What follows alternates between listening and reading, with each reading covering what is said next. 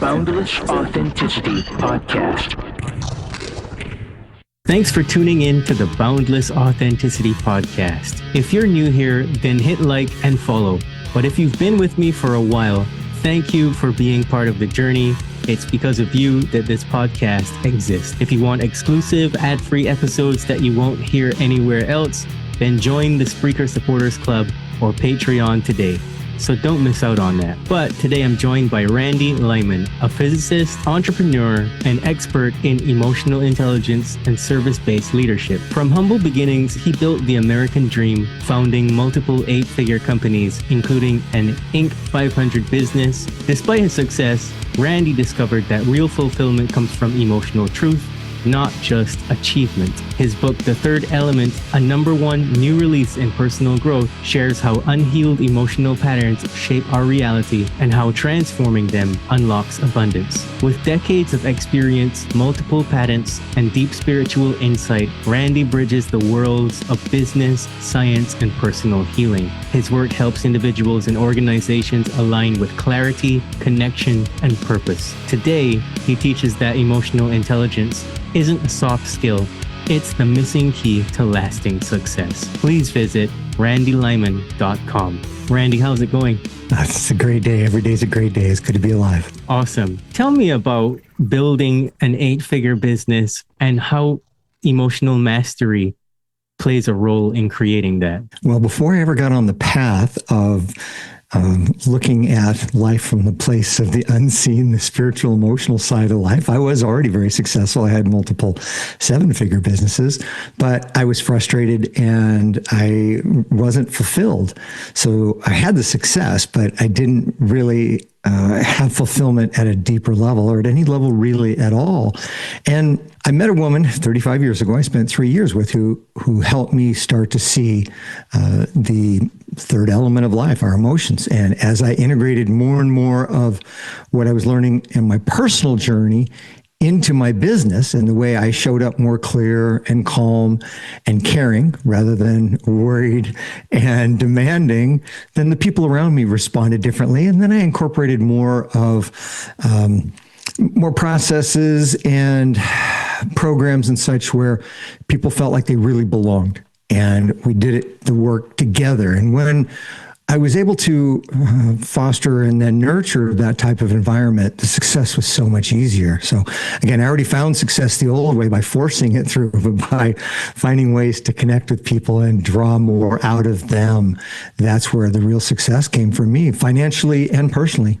Very interesting indeed, because normally, you mentioned that you would have to force it and try to network, I guess, with people and take the hard way. But what I can say to you is that I have found that plenty of people that I've met in this day and age that have gone from being the very rigid, traditional business person to embracing the idea of emotional intelligence and a more spiritual, service-oriented view, they seem to thrive a lot better. It's really interesting now to have a first-person real experience to draw from, because I've met a lot of people who seem to have bad relationships with money and success.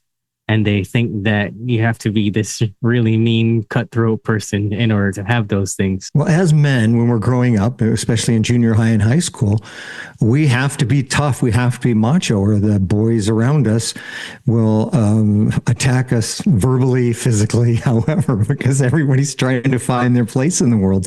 And then we come out of high school, and if we're in a place of leadership, we hang on to that macho, masculine approach. And I'm not saying that we shouldn't be men and we shouldn't keep our masculine traits of being protectors and providers and being able to set boundaries when we need to. But when we can address our feminine traits of intuition and caring and build relationships, that's when we really find the success. But that's not a natural progression unless we have a mentor who showed us that, or we've been able to stumble upon some situations where we did that without really giving it thought about, God, if I show my weakness, I'm going to fail. And then we find success and say, wow, when I'm authentic, I'm a lot more effective. So again, it's not a natural progression. For me, I found so much success in my personal life by opening up Pandora's box of emotions and dealing with the painful emotions as well as the happy emotions as well at the same time. And as I said, wait a minute, maybe this will work in business. And I was fortunate because I had a company big enough with different departments. So the first time I tried it was with a small department of about 6 people. And I said, I'm going to do a offsite meeting, a dinner meeting, where I'm going to ask people what they want and what they think. And we're going to try group decision making. And that was really scary to me, because what if they want to do stupid things, then I just have to disagree, and then I'm the bad guy? Or what if they don't respect me because I don't have all the answers? So I took that risk, and it turned out really well. But most people are not in a place where they can take the risk of showing up different as a leader. They just know, if I'm tough, I believe people are going to respect me, and I'm hoping we're going to get results, when really the opposite's true. But the average leader, if they don't have an example, again, they don't know how to do it. And there's a fear of, God, if I fail, then I'm not going to get a promotion, or I might even lose my job if I show up and I'm authentic. So it's not an easy road that's been traveled by many. But that's one thing I do in my book, The Third Element, is I explain to people my path and my experiences and how, hey, this works. And I don't use emotions to make decisions. I'm not naturally an emotional guy, but I embrace my emotions and I feel them and release them, let them go, work through them, work through the pain, and embrace the happy emotions. And in doing that, I show up more clear mentally and more clear physically. And so my thoughts and my plans and my communications and my actions are much more effective. And again, I already said it 6 times. It's not an easy path, but it's absolutely worth it. To me, it's the only way to be a true leader, is to be vulnerable and to show up with calm and confidence. You touched on something important. You said that you don't make decisions when you're emotional. Let's say something happens and you are in an emotional state and you have to make a decision right now. What specifically do you do? I usually put off making the decision, because I know myself, and I know if I'm emotional, I'm going to make the wrong decision. I'm not going to be able to feel my intuition. Intuition feels a lot like emotion. They're very similar. But intuition comes through with a message that does not justify itself, because God and the universe gives us free will. They'll give us information, but they're not going to try and persuade us, because we have free will. Our emotions always show up with, do this because it'll feel better for some reason. Or our mind says, do this for these logical reasons. And so again, if I'm feeling emotions and I have to make a decision, I do my best to forego the decision until I've worked through the emotions separately. Now, we can't always do that, but I find that 90% of the time we actually can. We don't need to make a decision immediately. And if we do, we're probably going to make the wrong one. So early on in your development, what were some harsh emotional truths or circumstances that you had to overcome in order to continue building your spiritual self and your business acumen? Well, in about 1999, I had been on a spiritual path for some time, and I started my second business in 96. So after 3 years of working really hard, I was working between 80 and 100 hours a week. I was tired. I was out of money, and the business was still not profitable. Everything I owned is in the business. And so I started showing up with a lot of tension, with a lot of frustration. And that tension and frustration spilled out into my actions and my interactions with people. So 3 of the people I worked with, my 3 top people in my leadership team, took me aside one day and said, Randy, we know you can do better than this. You're showing up frustrated and sometimes even angry, and you're not your best self. And we know that you can do better than this. And we need you to look at yourself and find a way to show up differently. That was a shock. So I didn't want to admit it. I went home and I talked to my wife, and she said, yeah, they're right. So I'm like, okay, wow, I'm going to have to really dig deep into my emotions again and deal with the pain and deal with the frustration and the fear and the disappointment and the anger and all those different negative emotions. So I worked my way through that. And after a few days, I said, I'm going to find ways to show up with different behaviors, different actions, and different ways of interacting with people that is going to help people feel like they are part of the group and they're more important. And what I came up with is 3 different things that are really most important to people, more than money. The first is they need to be acknowledged for who they are as an individual. When people feel acknowledged, it just goes a long way to show that we really care, or at least care enough to see who they are for their unique contribution. And then second is, they need to feel like they're contributing to the cause. So first part is acknowledge them for their personality. But second is, how are they contributing? Because a lot of people's life is really meaningless. And if they can find meaning by feeling that they're contributing at work, that's a great thing for them to hang on to. It gives them a sense of purpose. And then the third thing is, people feel like they need to feel like they belong. They need to feel like they belong to the group. So I started listening. I started talking less. I started programs where people were acknowledged for who they were and what they contributed, and then peer-to-peer acknowledgement programs and such. And at the same time I was doing this, changing how I showed up in these processes, I had to dig back deep into my own emotions and work through more wounding from the past, more trauma, cry the tears in some cases, and let that pain go. So I showed up more clearly, and I showed up with the intent and the behavior that helped people feel that they belonged to the company at a deeper level. You mentioned having to deal with some pain or cry the tears, as you said. Would you be willing to go there and take the listeners through one of your more painful experiences, just to give a little context as to how that was actually affecting your ability to show Yeah, up? God, you're going to put, yes, absolutely. So I'm going to be emotional today. Then thank you for permission. And this wasn't necessary. This wasn't in 96. This is before this. So I had a business negotiation with a vendor, and I'd been trying to work through something for months. And it was really important to get a contract agreement so we can get one of the critical parts for our business. And I felt captive because no other options were shown to me for these type of auto parts that I was having made. And my customers needed them, and my business needed them. And I felt captured, and I couldn't get through it. So my partner at the time, Maria, she says, well, this is a mirror, something within you. What do you feel? Let's go back and see when you felt this before. When have you really, she first came up with the word, and I felt held captive or captured. And it took me all the way back to in junior high. I don't remember if it was the 7th or 8th grade. That's a long freaking time ago. But I was bullied a lot because I was a little kid. I was skinny, and for some reason I attracted that to myself. Well, I was chased through the hallways, and then they pushed me into a locker and locked me inside of the locker, a school locker in the hallway. And then this is a locker that never locked before. It was always open, well locked. And there I am. Like 13 years old, locked in this locker and feeling the terror of shit. Can I breathe? What's going to happen? I'm embarrassed, etc. It was really traumatic for me. So then, God, 20 years later, I went through the emotions around that, around feeling like, God, something serious could happen here. And not just the embarrassment, but physically, I might suffocate. This feels like I'm going to die. And I felt the pain around that. I cried the tears around that. And I was a grown man. I was successful and capable and safe at the time.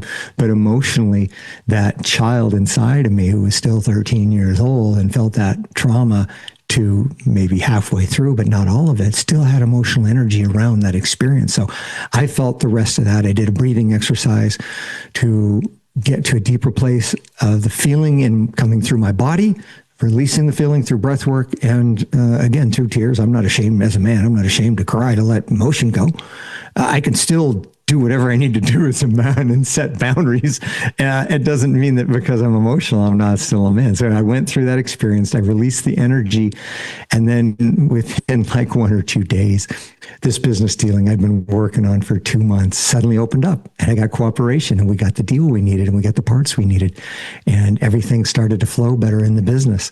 These two situations that were completely unrelated by, like I say, 20 years, suddenly I got results by feeling my way through the old emotional trauma that I pushed aside. And we all do that when we have things when we're younger, whether we're 4 years old or we're 24 years old. When we encounter an uncomfortable situation, we don't always want to feel that emotion, and we stuff it down. But it's like stored gasoline. We can store gasoline in a metal can for 10 or 20 years, and we pour it out, it'll burn. But when it burns, we only have to burn it once, and it leaves our being, and then the world changes. So the law of attraction is obligated to remind us of our old emotional pain. All these irritations we feel in our real life today are really gifts.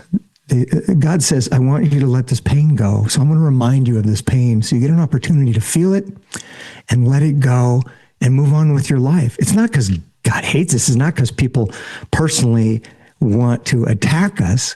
These are all personal gifts, and we understand the connection between the gift of the irritation and the opportunity for healing.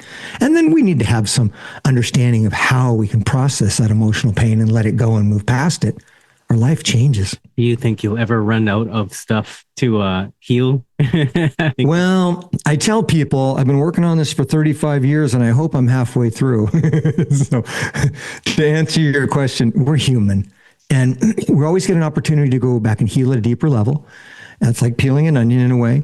And there's always going to be situations where we have karma and learning and an opportunity to build more character and to let more emotional energy, literally love, flow through our being every day in our interactions. And if we have any sort of resentment or disappointment or negative energy stuck within our being, our personal body, our energy field, whatever that might be, it blocks us from bringing through a deeper sense of connection and caring. So anybody who really wants to connect deeper with the people they love and the rest of the world, the only way to do that is to continue working through our own emotional challenges layer by layer. And it's a lot to be human. This is a difficult planet. It's designed to be a difficult planet.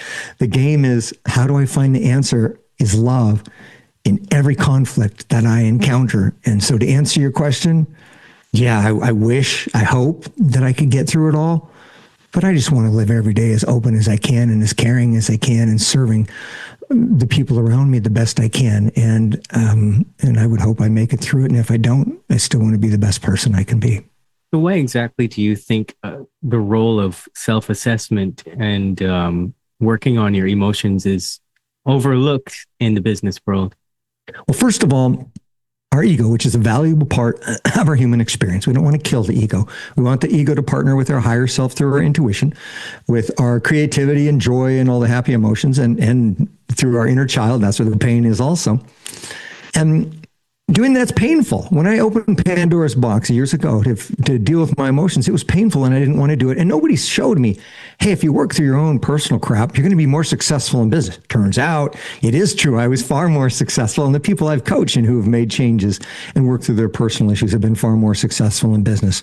But if we don't have an example of that and we don't understand it, then people are afraid to go down that road. It's just, there aren't very many examples today, but I can tell you that when a leader takes the chance and they show up and they are authentic in the way of, they admit they could use help, they don't have all the answers, sometimes they're wrong, and they're there, they show that they're there not for themselves, but to serve the people that they're leading, and the people they're leading feel that, then they find true power. Power is, what can we accomplish?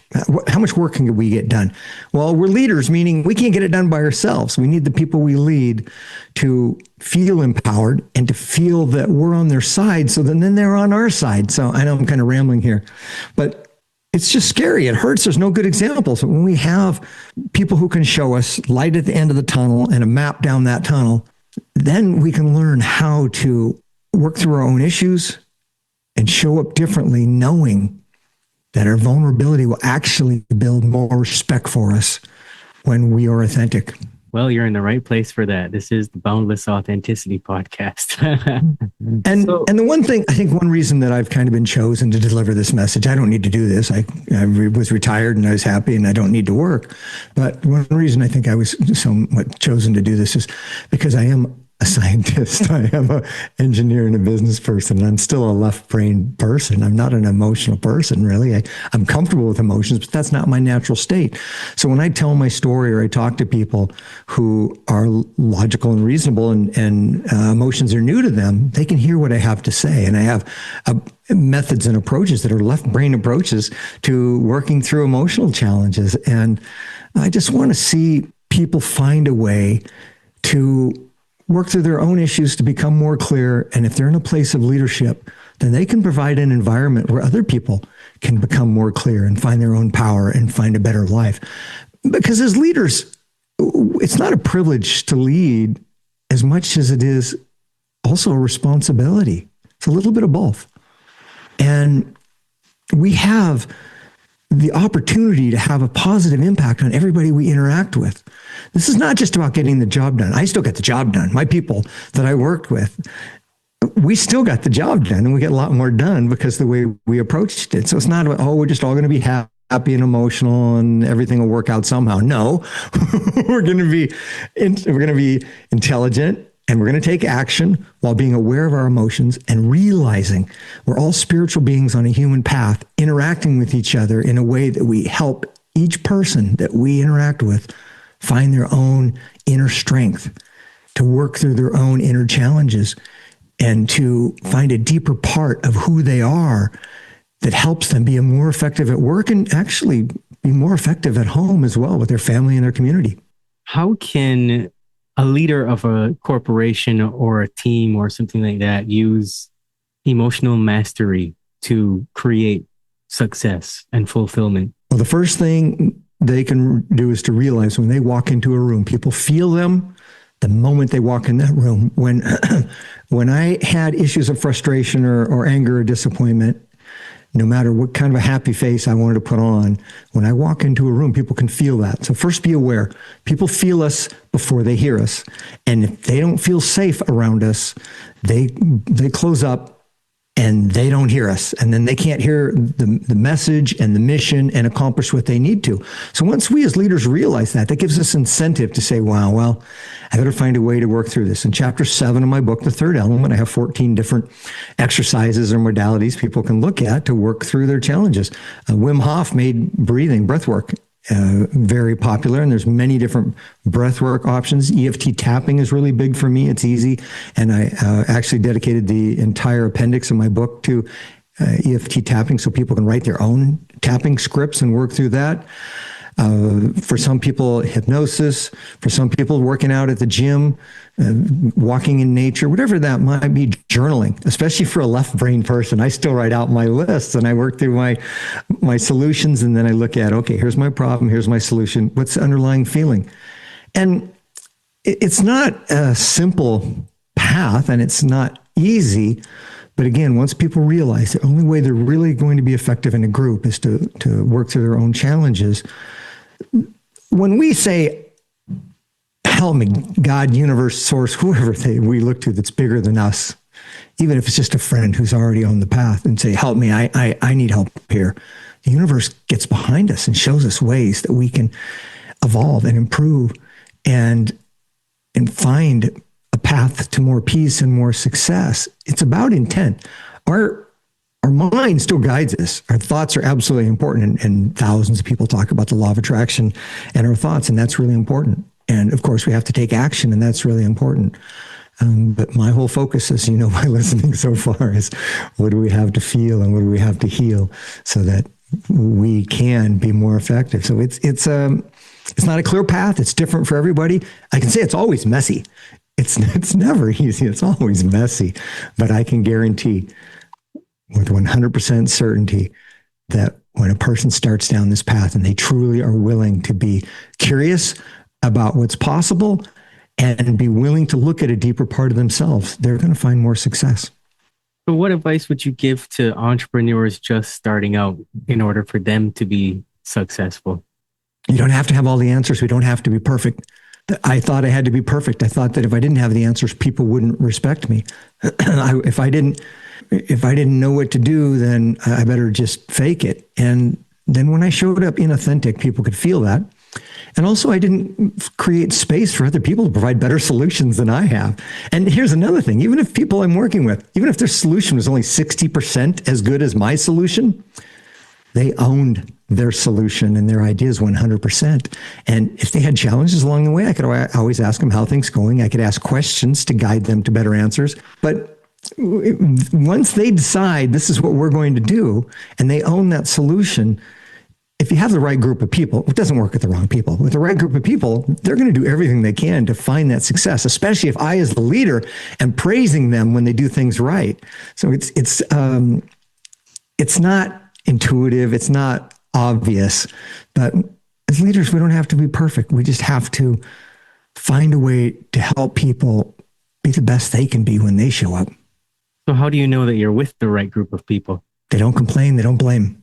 Or if they do, and I sit down with them and I ask them more questions. Okay, what's really going on here? What are you feeling? What's the real issue? Okay, this person irritates you. Mediation.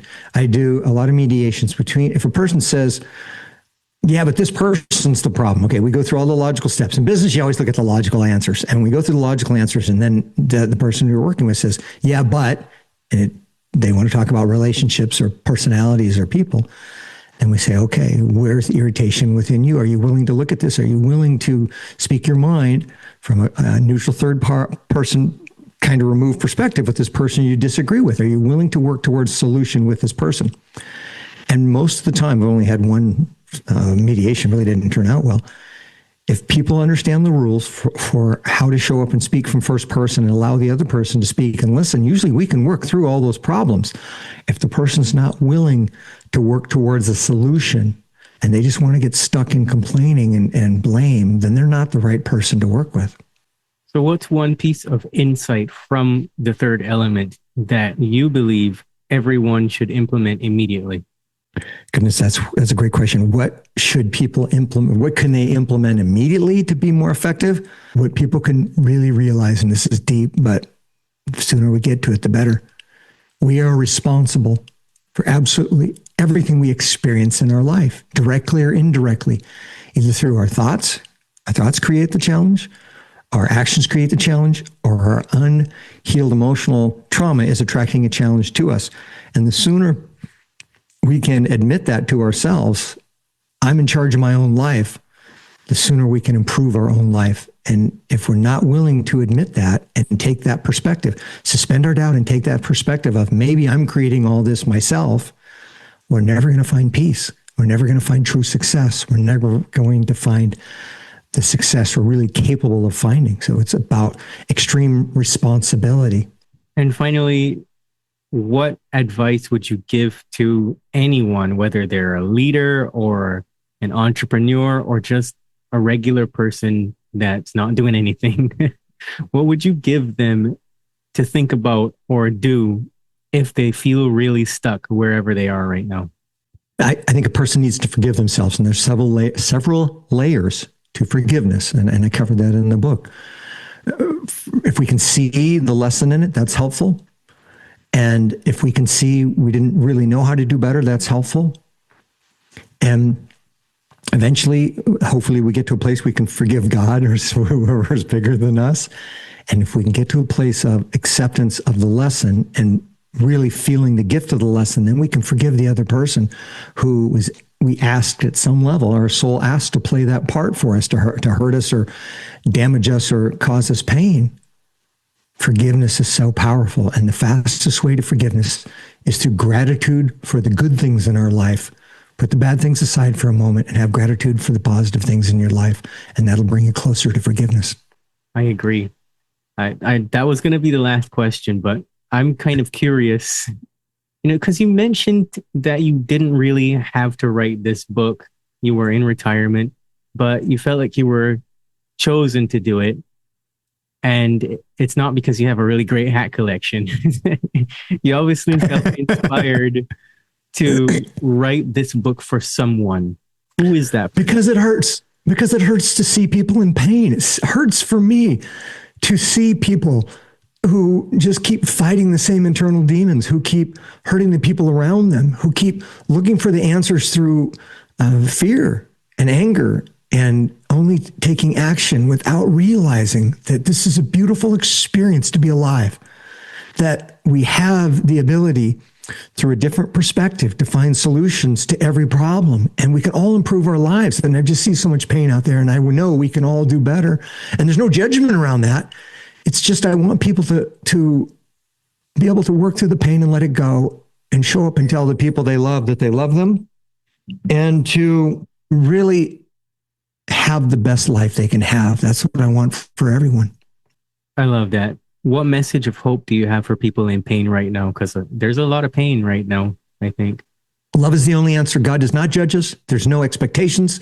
There are consequences, good and bad, in reflections to our thoughts, our actions, and our emotions. But love wins, good wins, and don't give up hope.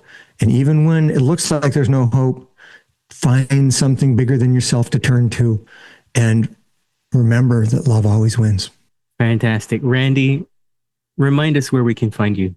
So you can find access to myself and my free offers and my book and social media and stuff through my website, randylyman.com. That's RANDYLYMAN.com. And again, I have free offers for tapping exercises and share some links to books that have been helpful for me. And I just want people, as I said, to find a way to a better life. We all have the option to make decisions. Am I going to wallow in where I'm at, or am I going to reach for more? And I want to see people reach for more. Fantastic. Randy, this has been a privilege to speak with you. This has been an incredible conversation, very insightful, very authentic. Thanks for being on the Boundless Authenticity podcast. You're welcome, John. This has been good. Awesome.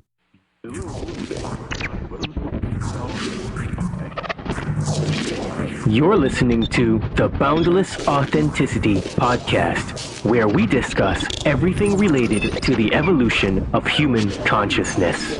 At the very least, people need to understand that the United States builds bunkers, which are basically cities underground, every 3 months. Basically, when you dream, you tap into your subconscious. It is your nocturnal intuition, your creativity and imagination unchained from conscious reason, ego and logic. They're biologically alive, but they have no soul. They have AI consciousness. They can alter your conscious of the brain to get in the brain. We live in a multidimensional reality. Whether it comes through esoteric information in the spiritual realms, or the UFO people, experiencers, or mainstream through quantum physics and through mainstream science now realizing that parallel dimensions probably exist. We're all spiritual beings. We're all having these human experiences. We've heard that phrase over and over and over. But what does that really mean? You know, all the big questions of life, we have these answers inside of our souls. We're ultimately studying the nature of what it is to be human, good and evil, our psychology, how we think, and our health. That's why I love Bruce Lee's great quote, all knowledge is ultimately self-knowledge. The Boundless Authenticity Podcast.